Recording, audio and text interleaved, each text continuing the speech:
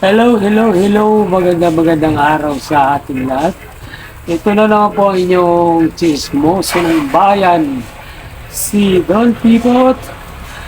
Sabi nga ng mga fake news. Hindi po tayo fake news. Ang atin pong dinidiscuss dito ay napapanood po natin din sa mga social media, no? Hindi. Kung ang atin pong napanood ay isang tatawag nating fake news, so ang atin pong balita ay fake news. Pero ako po ay magsasabi sa inyo, ang lahat po ng ating ibinabalita dito, ating itsinitsika dito, ay depende na rin po sa ating napapanood sa mga social media.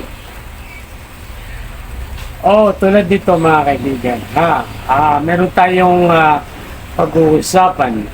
Ito ay tungkol sa dalawang sikat na nag-uumpugan ngayon na mga sikat na mga young actress. Walang iba kundi sina Catherine Bernardo at si Andrea Brillantes. Let us compare the two of sa mga sikat na mga artista nating mga babae, mga young actress tulad ni Catherine Bernardo at ni Andrea Brillantes. Una, ano ba ang pagkakaiba ni Andrea Brillantes at ni Catherine Bernardo? Sabi nila, malandi daw si Andrea Brillantes. Samantalang itong si Catherine Bernardo ay napakahiling. Wholesome ika nga. Kaya pag-usapan natin kung ano ang talagang totoo. Kasi makikita naman natin maibigan sa kanilang mga profiles, sa kanilang mga mukha, kung sino talaga yung matatawag natin na sexy or hindi sexy, sino ang wholesome. Si Catherine Bernardo kasi mga kaibigan ay napaka-wholesome. Kahit pa mag-sexy magsuot ng sexy suit si Catherine Bernardo ay talagang wholesome siya. Pero ito namang si Andrea Brillantes, kapag nagsuot ng mga sexy, ay lalong sumisiksi. Sabi nga nila, pag-aagawan talaga ng mga mata ng mga manyakis. Disclaimer lang po Kasi itong ito si Andrea Brillantes, pag nagsuot ng mga sexy, talagang papailing ka kasi natatawag natin kompleto ricados, ika nga. Kung sa bobs, tingnan mo, siksing-siksi. Kung sa mukha, tingnan mo, siksing-siksi. Sa baywang, siksing-siksi. Katawan, siksing-siksi. So, ito na nga siguro yung sinasabi nila, pag si Andrea yung mag-topis ay maraming mapapalingon, no? At talagang matatawag natin ito ay magiging sex goddess na naman ang mga kalalakihan natin dyan na mahihilig sa chicks. Doon naman sa mga mahihilig ang chicks. Pero yung hindi mahilig, yung mga nagkukunwari dyan na mga lalaki kuno, hindi naman mahilig sa babae. Kaya ganyan natin ikukumpara mga kaibigan. Ikukumpara naman natin si Andrea Brillantes at si Catherine Bernardo sa mga actress na mga sikat ng mga 1980s hanggang 90s.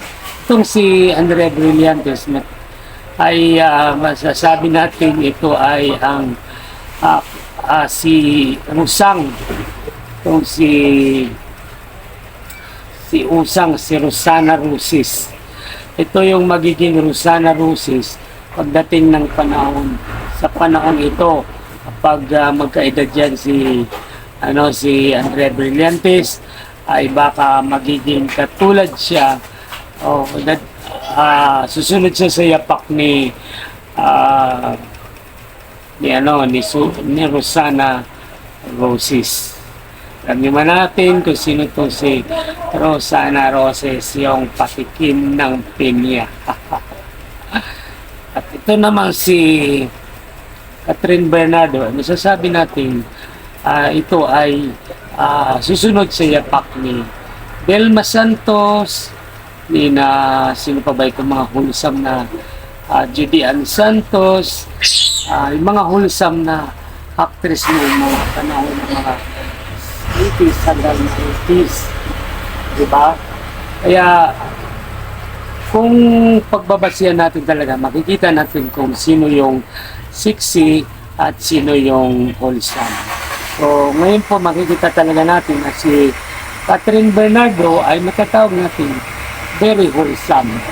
Kahit magsuot pa si Catherine Bernardo ng sexy, wholesome pa rin tingnan. Pero, ito naman si Andrea pag nagsuot ng ng sexy at hindi sexy, talagang makikita sa katawan sa hubog na itong si Andrea Brillantes ay sexy. Kaya nga, mapapawaw ang mga kabataang mga binata natin dyan, mga actor natin na talaga ito si Brillantes or si Andrea ay parang si Rosana Roses pag ito ay lumaki. Okay? Maraming salamat yun po. Usapan, sana naaliw kayo. Sumain nyo ang ilang minuto ba tayo? 4 na minuto mahigit. So, paki-subscribe, like, and share. Kung si Don Pipot sa inyong nagbabati. Maligayang bagong taon po sa inyong lahat. Happy New Year na po sa inyo. Thank you. Marami pong salamat. Bye-bye na po. Love you. Yan sa mga buzzer at sa mga natin. Sa mga buzzer. Hello. Thank you.